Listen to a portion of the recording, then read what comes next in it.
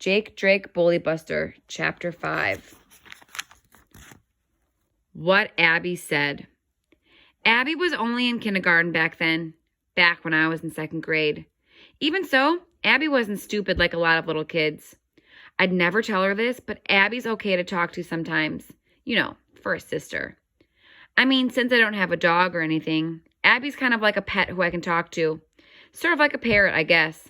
Anyway, I told Abby I was sorry. It's okay, she said. See what I mean? How Abby's kind of like a pet. You know how if you yell at a dog, it still gets scared of you or maybe mad? But then you pat it on the head and it starts wagging its tail again? That's the way Abby is. She was still watching the puppets.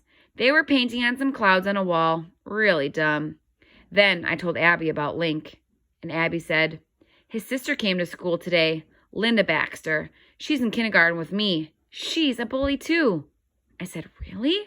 Yes, said Abby. Linda took Sarah's crayons. I saw. Abby started moving her arms like the puppets. I said, so she took Sarah's crayons? Abby nodded, only half listening. Yes, the best colors. Linda said, if you tell, I'll break them. At snack time, Sarah gave Linda a Ritz cracker. Then Linda let Sarah use the yellow crayon. So there it was, the case of the kidnapped crayons.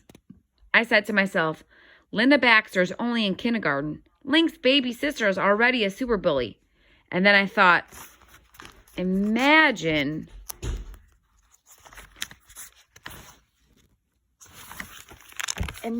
what her big brother's going to do to me. Not a good thought. Abby kept watching the puppets. The show was almost over. The puppets were starting to sing. It's the part of the show that almost makes me throw up. Then I remembered something. I remember going to visit Grandma and Grandpa in Florida. It was just me and Abby, and I was mad because I always had to do everything with Abby. She was just 4. She was still in nursery school, and I was already a big first grader. I hated hanging around with such a baby. I was mean to Abby the whole time.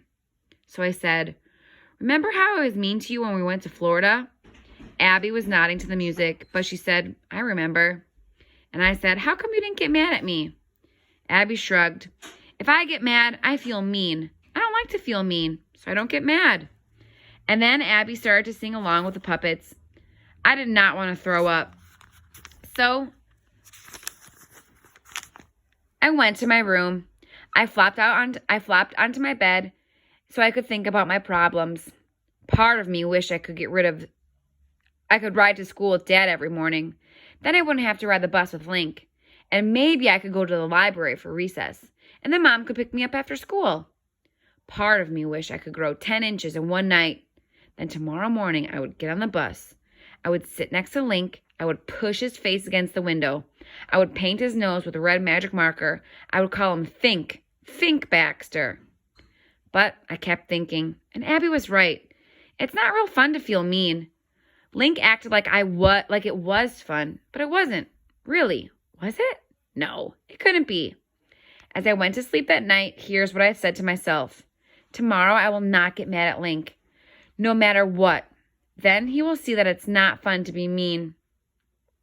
It worked for Abby and me, but would it work for a super bully?